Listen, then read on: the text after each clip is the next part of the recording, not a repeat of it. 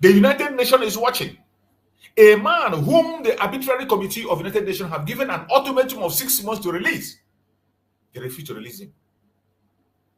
Today, that man is dying in detention. They have refused him from taking treatment. They refuse him from taking treatment. The United States knows, is aware. They are not talking. The EU is aware. They are not talking. African Union is aware. They are not talking. That is where you see the global conspiracy against the Biafrans. The global silence against the Biafran people. The global silence on the atrocities that committed against Biafran people. How else are we going to explain for the world to understand? How else do they want us to talk about it? They should pray that nothing happens to MAZI Nnamdi Kanu. And before we go into that, our program, let us listen to this discussion they had on one of their conventional media in Nigeria. Let's listen and hear what they have to say. To President Bola Ahmed Tinubu to grant the leader of the indigenous people of Biafra IPOB in the person of Nnamdi MAZI Kanu a release, or what you call a presidential pardon. And of course, it's interesting, of course, to note that Nnamdi MAZI Kanu has been in detention since 2021 following his arrest and, of course, his repatriation to Nigeria from Kenya. And he's currently facing criminal charges in the Federal High Court. That is the criminality of the press in Nigeria. They still continue to call it arrest. It is not arrest. What they did to MAZI Nnamdi Kanu was a kidnap. And the court has confirmed it was a kidnap. He was not extradited, he was extraordinarily renditioned to Nigeria. But they try to use their media every time to paint a different picture from what transpired. He was kidnapped from Kenya. That is the right word, kidnapped. And extraordinarily renditioned to Nigeria against international law.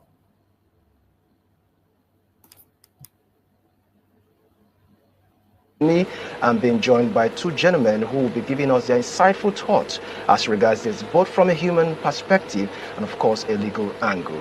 In my immediate right here, I have Barrister Jide Ologun, who is a legal practitioner and, of course, a public affairs analyst. Good morning, Barrister, and thank you so much for joining us. Welcome. It's my pleasure. Of course, I have right here in my immediate left, in the person of Bishop James Grant Okocha, who is a public affairs analyst. Good morning, Okocha, and thank you so much for joining us. Yeah, good morning, Nigerians. Always my pleasure to be here. All right. Thank you so much. You're welcome. Now, let's get the ball rolling. Let me start with you, Bishop.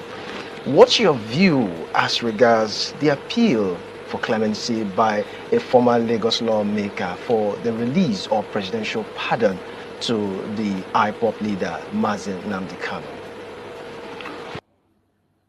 One thing is that I do not understand why somebody would asking for a pardon for MAZI Nnamdi Kanu, an innocent man who the court has not proven guilty,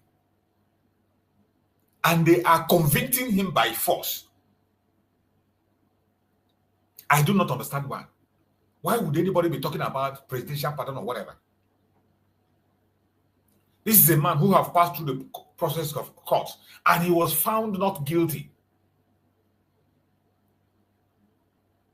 The United Nations Arbitrary Committee said, let him go. Gave an ultimatum to let him go, and they refused. And today you're asking for pardon. Pardon for what? From what? What has MAZI Nnamdi Kanu, what crime has he committed that you want to pardon him from? But of course, they will always try to paint this narrative. They push the narrative to make sure they find him guilty. They make sure they find him guilty through their media to spill lies and propaganda, and force the lawyers to begin to toe the line of pardon for somebody who has not committed any offense. Okay, thank you so much. Like you said in the introduction, I'll be speaking from, the humanity dimension of all these other things. Thank God we have a legal practitioner who will be, pushing us deeper, into, what the law says and all of that. Clemency, if you look at that word, it has eroded arguments, whether right or wrong. Clemency is talking about pardon, all right? So when it comes to asking for pardon this person, that means let's forget about the issues around it, and then let's just be human and all these things. But before we go further, I would like us to really understand a little bit of the guy in question, Nnamdi Kanu. If you look at 2012 precisely, Nnamdi Kanu was one of the few Nigerians that took a protest to British High Commissioner, in London. And if you look at that protest, he was speaking against the bombing happening in Borno State, not Abia State, not Enugu State. He has done so many advocacy about equal right and justice in the Nigerian state. All right. And then when he pushed from that dimension and it didn't go through, I think, when things are happening, things will be developing from one stage to another before you see him now caved down to the southeast. The southeast and Biafra agitation was not his original intention. Initially, he was speaking for equity, equal right, whether it is in the north, whether it's in the south or anywhere. All right. So considering the fundamental inspiration that pushed him to whatever that happened, you understand that this is a man who does not believe that an entity should be submerged. All right. He's a man who believes that people should have freedom in a country they call their own. He's someone who believes that things should be done well. The way you do to number one person, do also same to number two person. All right. So if you look at this, foundation I just laid, now you will see that despite the things that have happened, personally, I am a man of justice, and then everything Nnamdi did was not wrong.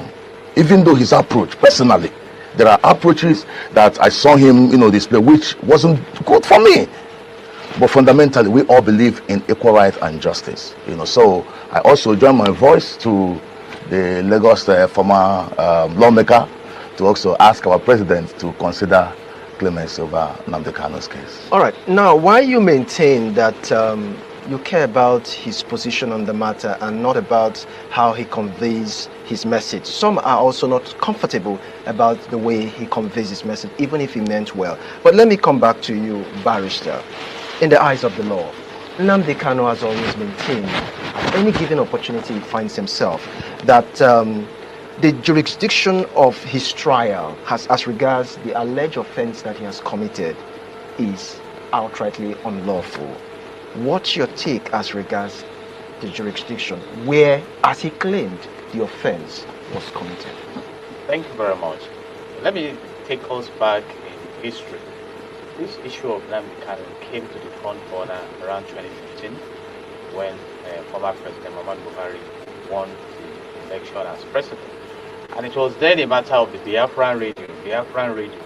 And I recall commenting on that issue, that there is a thin line between violence and peace, and that the way the matter was being driven, you may not tell when it becomes violent, and that is what we have seen in the southeastern part of the country right now. But in 2021, it was picked up in Kenya and brought to Nigeria in a very dramatic way, and he was charged to court for terrorism and other serious crimes, and he pleaded not guilty.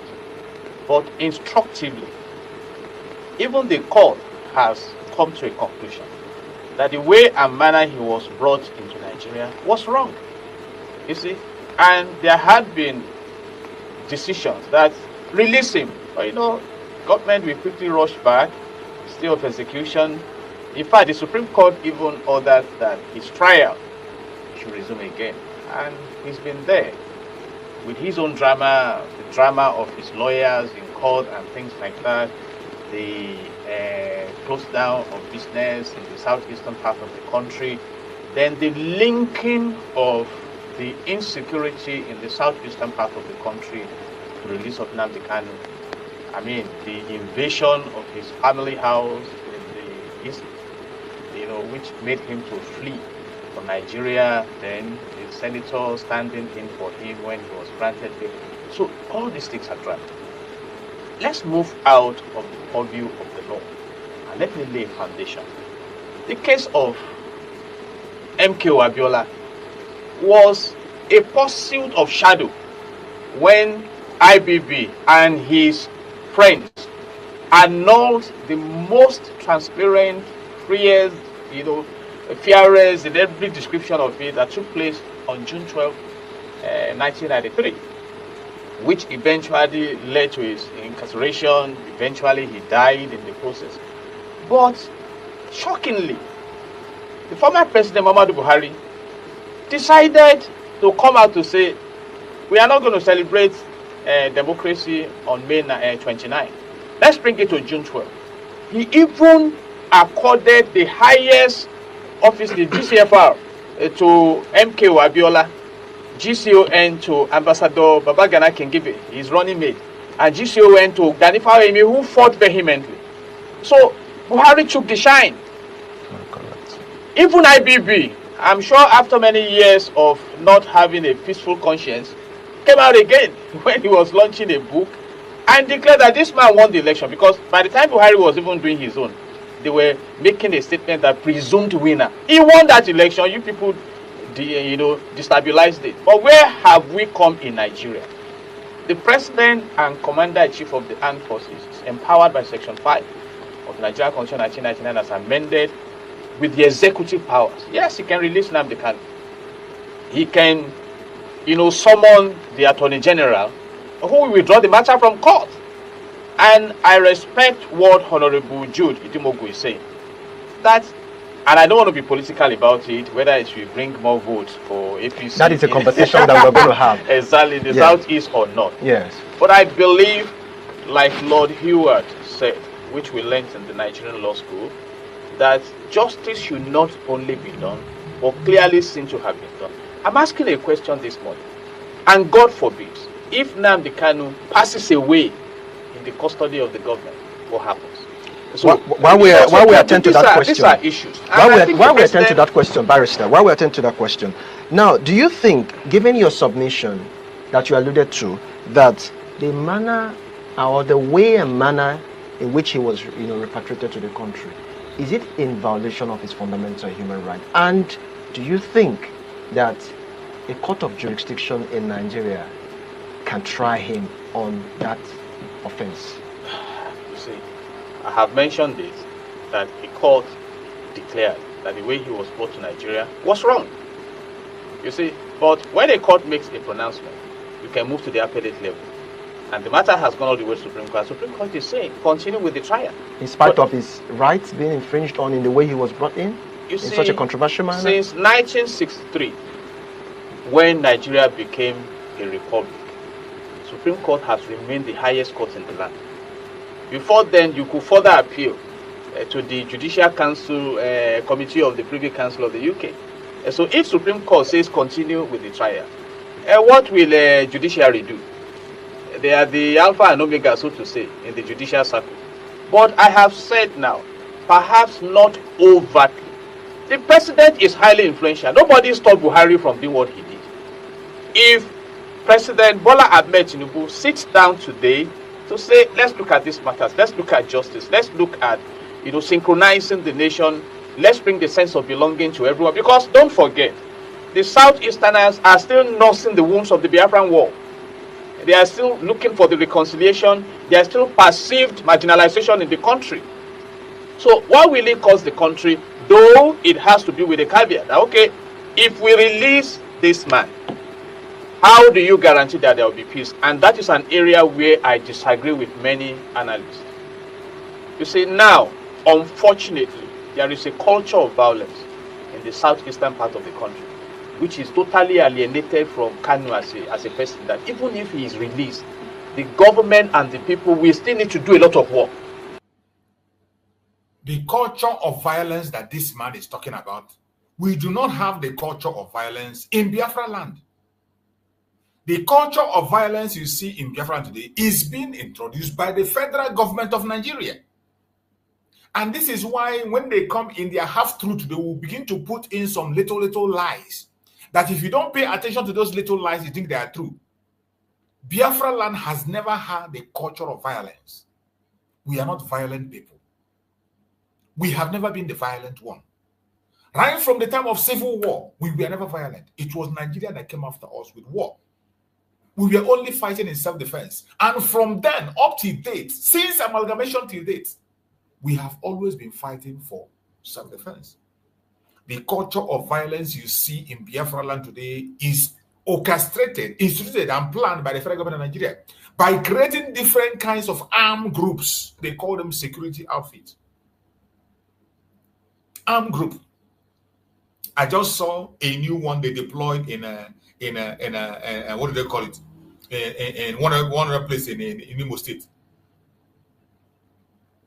Asere Dokubo, why must they be employing Asere Dokubo? When did Asere Dokubo, who certified Asere Dokubo to become a security outfit?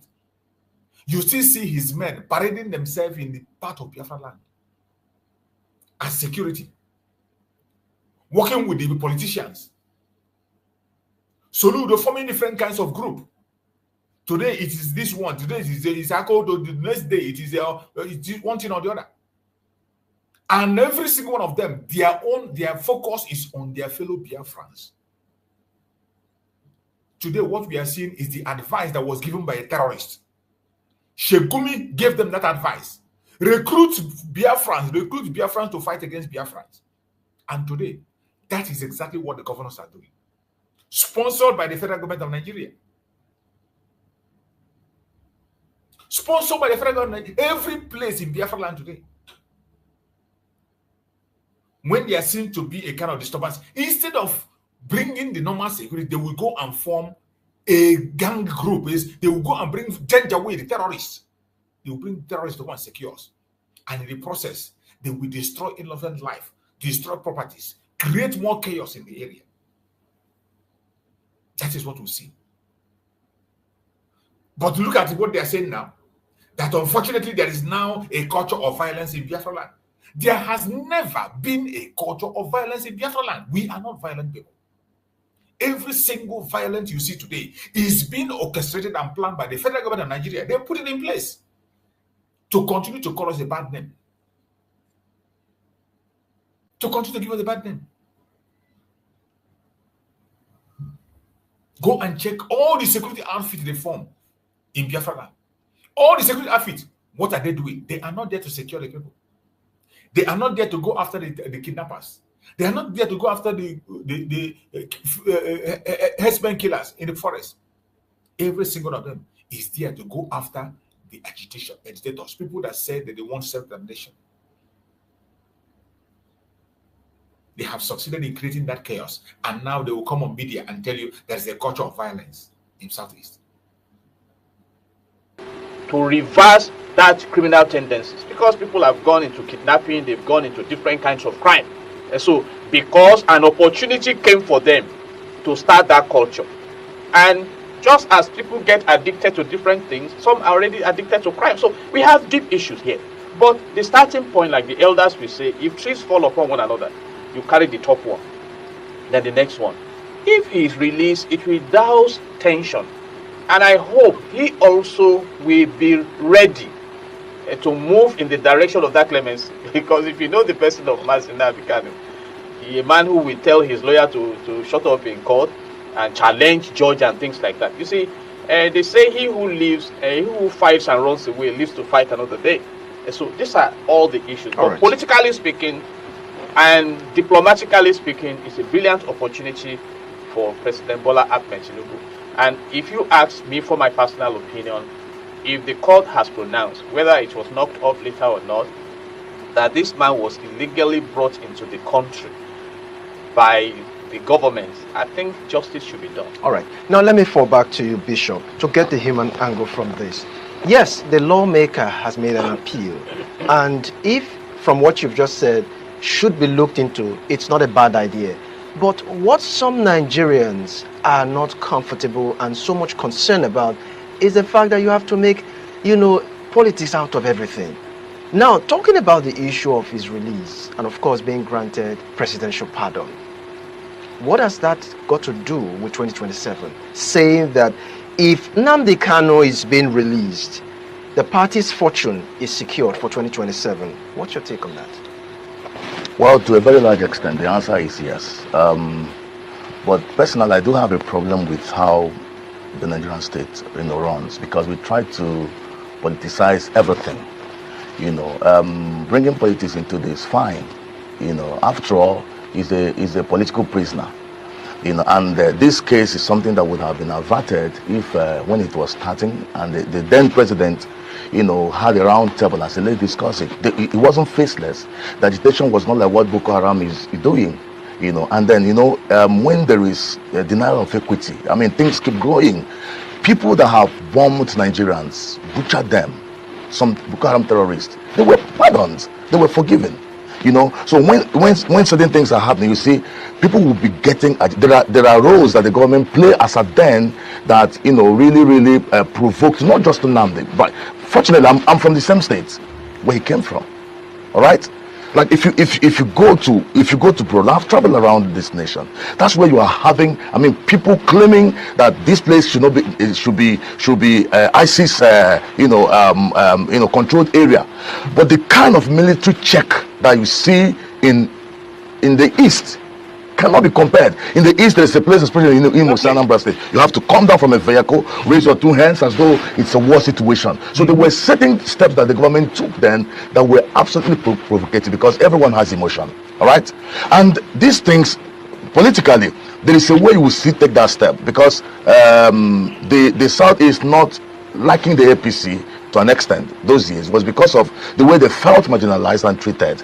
All right, and there is nobody you treat well that will not respond better. So if the president, releases him, I know he will score political points. So many people will be, will say, okay, since this our president right now, I think he's looking towards the direction of justice. Well, why don't we give him a chance? Okay, you've made your points, but we have to take the conversation further. We've been talking about the clemency appeal made by a Lagos lawmaker on behalf of IPOP leader MAZI Nnamdi Kanu, and we've been having several human and legal perspectives for this particular conversation. Now let me go back to you, barrister. Please, for the sake of our viewing audience, this particular word seems more like a very big vocabulary, and would like you to break it down in bits for those who are watching. Nnamdi Kanu currently is facing a criminal charge of criminal conspiracy and intimidation and membership of an illegal organization in Nigeria.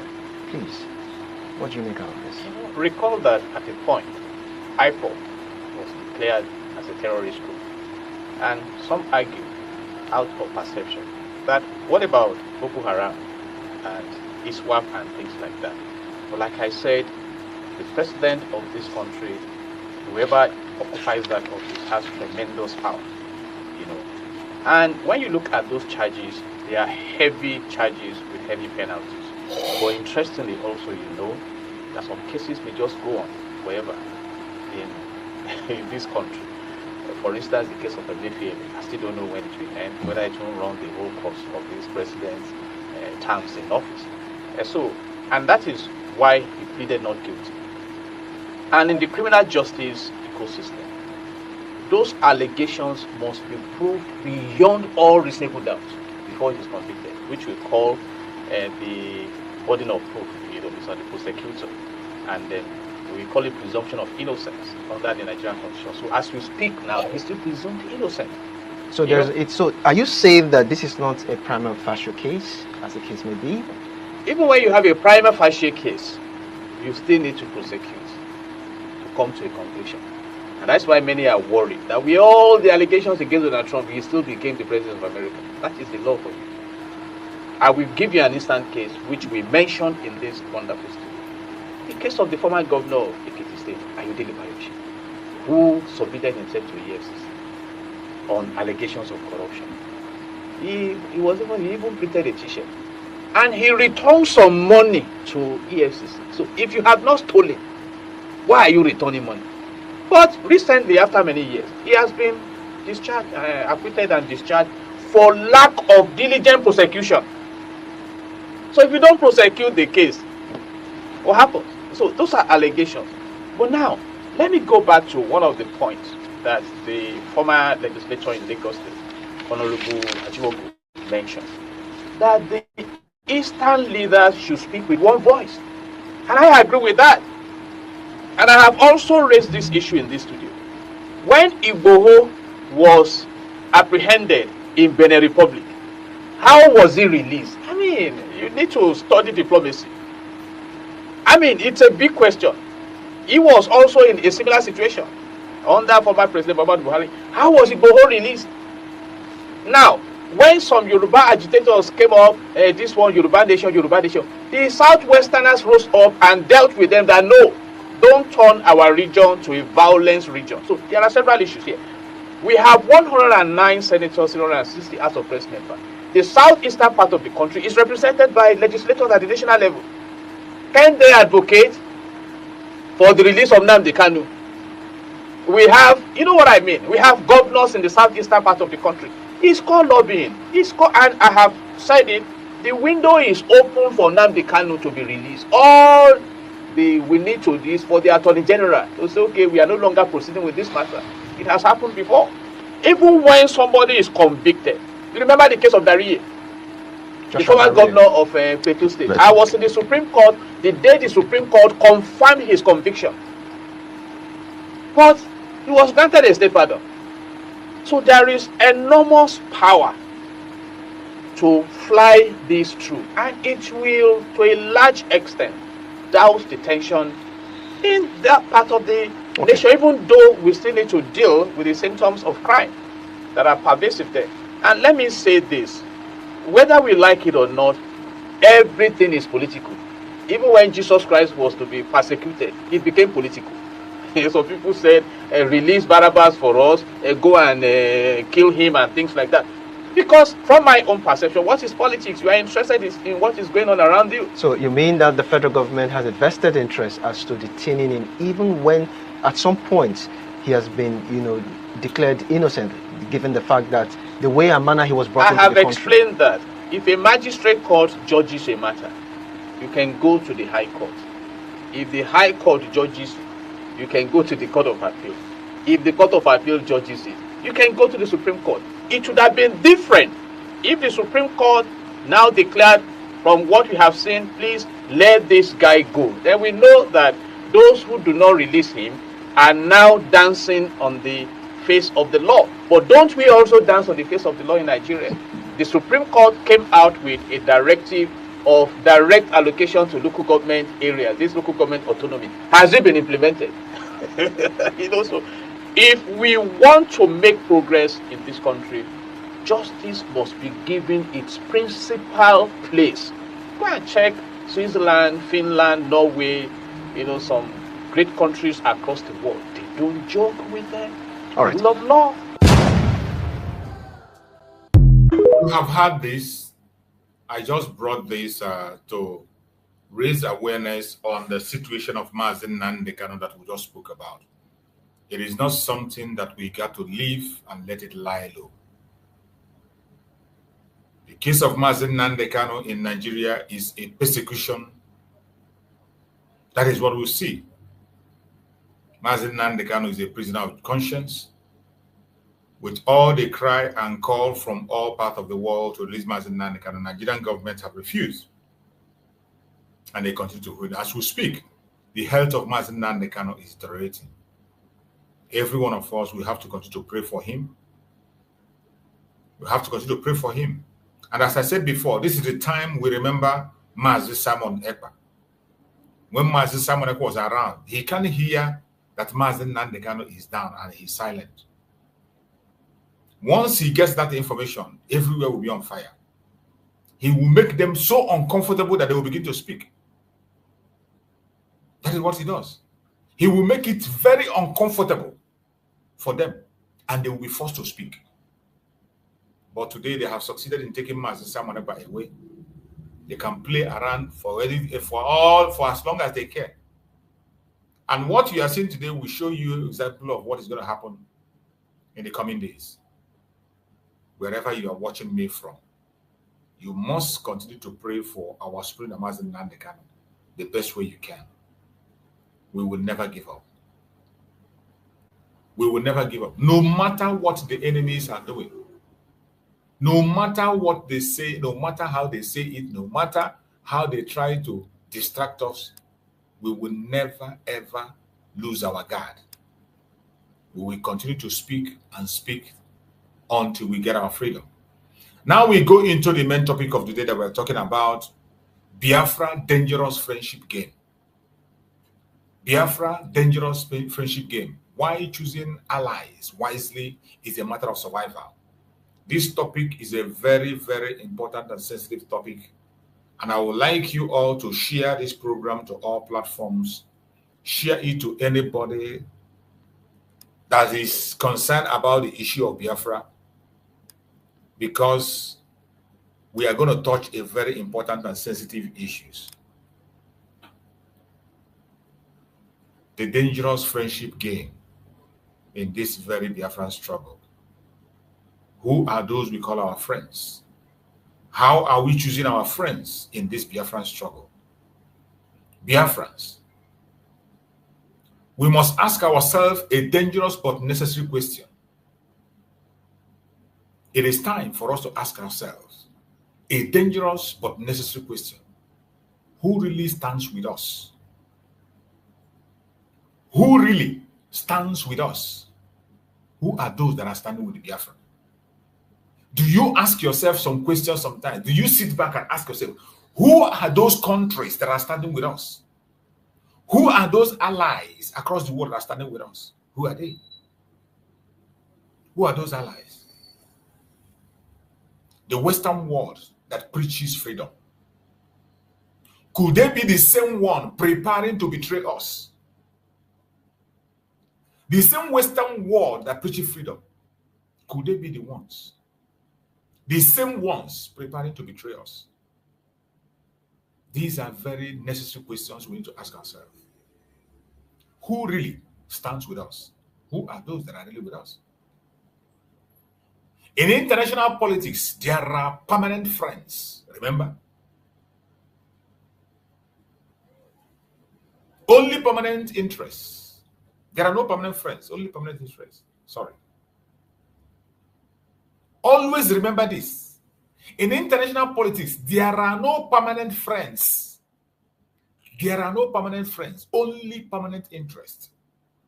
That is why I'm asking, who really is standing with us? I ask again, who really stands with us? Biafrans. Do you ask yourself that question certain times? Watching the attitude of the same people that preaches human rights and freedom. When you see what they are doing and the way they are playing their politics, are you not concerned? In international politics, there are no permanent friends. Only permanent interests. Biafra, dangerous game. How are we choosing our friends? Who are those we regard as our friends? Even when we know that there are no permanent friends, only permanent interests in international politics. Many of us are not paying attention. And if Biafra chooses wrongly, our future could be sold out like before. If we make our choice of friends wrongly, if we make a wrong choice of friend, our future could be sold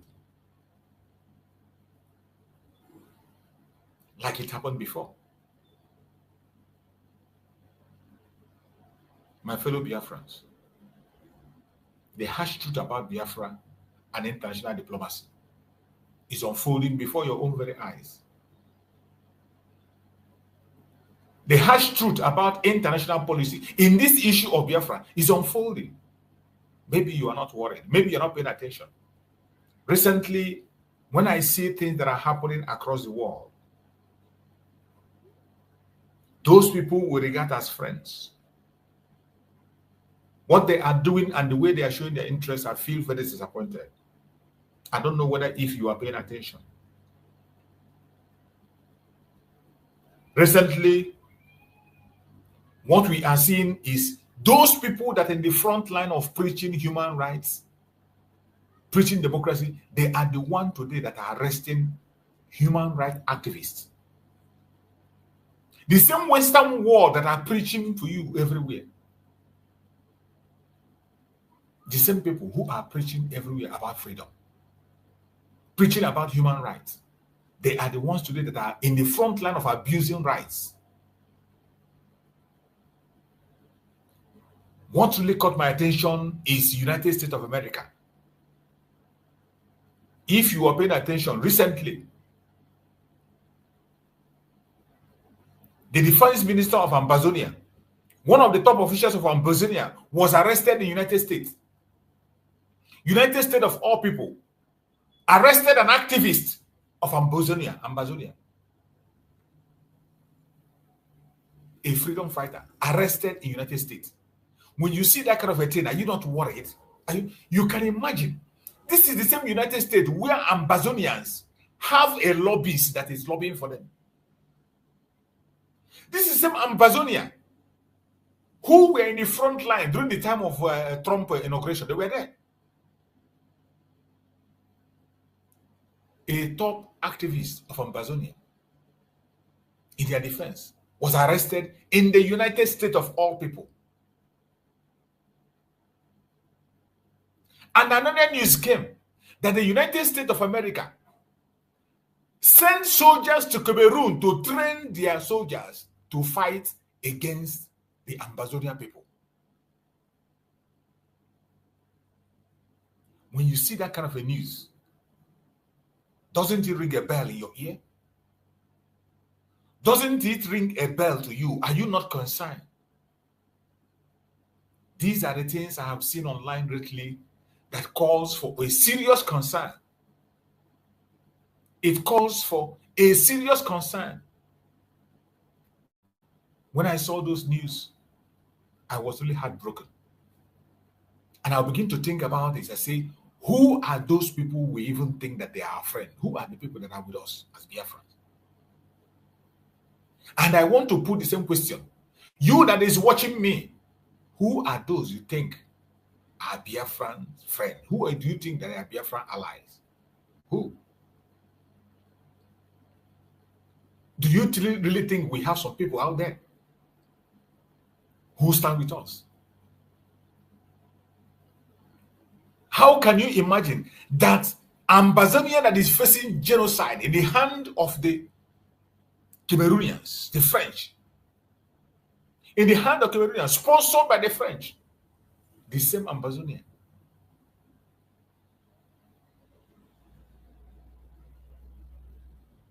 United States arrested an activist in Amazonia.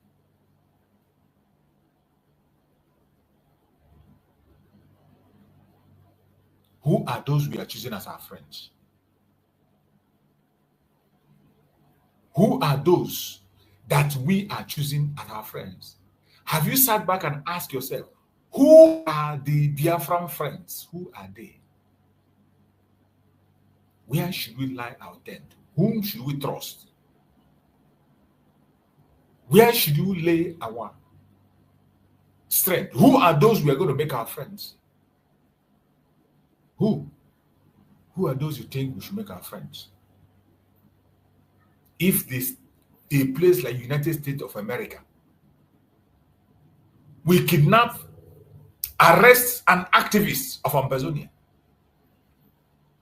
with a flimsy excuse, with all the gruesome videos that is coming from Amazonia, with the genocide Amazonian people are facing in the hand of the Cameroonian government. And yet, you see United States working with them up to the extent of providing soldiers for them. Are you not concerned?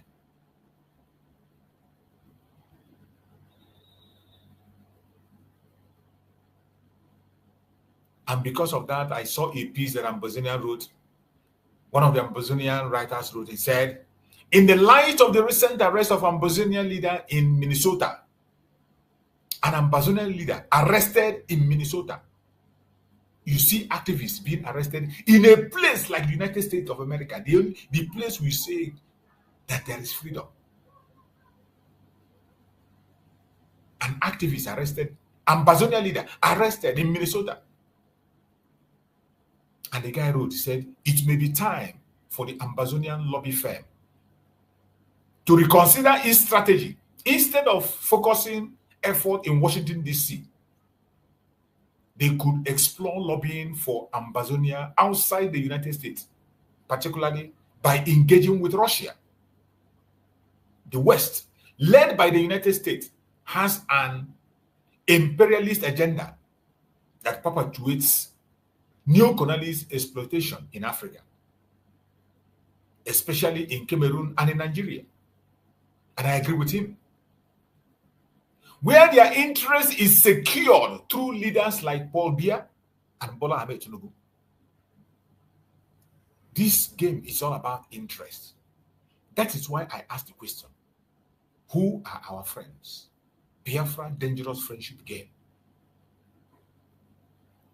Every one of you know how we had a high hope for Trump, how we promoted Trump, how we wanted Trump to come in. But I bet you, I remember during that time, one of our brothers here, Akonyo Wetere, whenever he comes, he will say that Trump is going to run his tenure without even mentioning Biafra. That we might face the most difficult situation now than ever. And I remember that word that Akonyo Wetere used to say. And the guy wrote, convincing the US to change its stance like it's likely a daunting task, unless those interests are challenged currently. Russia is positioning itself as a potential liberator for Africa by supporting the call to address the root causes of the conflict between Cameroon and Ambazonia at the negotiation table. Russia is the one advocating, Russia as we speak is advocating for the case of Ambazonia and Cameroon to be addressed from the root cause. They're advocating to sit on the round table. But what is the United States doing? United States is sending military help to the Cameroonians, training their soldiers to fight the Ambazonians. Who are our friends? Who are we going to make our friends? Who are we going to make our friends? Russia is positioning itself as a potential liberator for Africa by supporting the call to address the root causes of the conflict between Cameroon and Ambazonia. At the negotiation table, Russia could provide a significant ally if the lobbying firm were to approach Russia with the Ambazonia cause. It could create pressure on Western imperial powers, especially if they realize that Russia is siding with the oppressed. Please note that this is just a personal perspective. And I agree with him. This very perspective this guy is looking at, I agree with it 100%. After reading all this, seeing the arrest of an Ambazonian leader, an activist in the United States, it calls for concern. It is a wake-up call for us, those of us who are Biafrans. It is a wake-up call. We must not go to sleep thinking that we have friends when we have no friend anywhere. Biafra, dangerous friendship game. Why choosing allies wisely is a matter of survival. A matter of survival. The West today is focused on another colonial system. They are focused on their own personal interest. They don't care about you. They don't care about me. The West don't care about you. They do not care about me. The earlier we rise up and begin to think responsibly and wisely, the better for us. We have come to a state where we need to choose wisely who will make our friends. And that is why it is important we ask that question that I asked when I was doing my introduction. I asked a question. I ask a question. Who are our friends? Who really stands with Biafra? Who are those that really stand with Biafra? Who are they? Can you pinpoint who are they? Judging from what is happening today in the West, it is about interest. Wherever interest is protected. And remember, in international politics, there is no permanent friend, only permanent interest. Having these two things in your mind, you begin to think, how do you choose your friends? Judging with what is transpiring today with the Amazonians, what is our fate? You see the case of MAZI Simon Ekpa in Europe, Finland to be precise. What is our fate?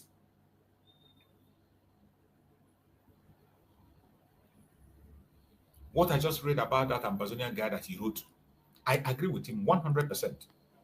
I do agree with him. You might disagree with him. You are entitled to disagree. But looking through, I bet you I agree with him.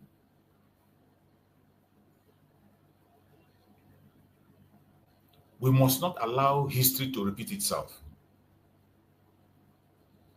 What we are watching now is history repeating itself.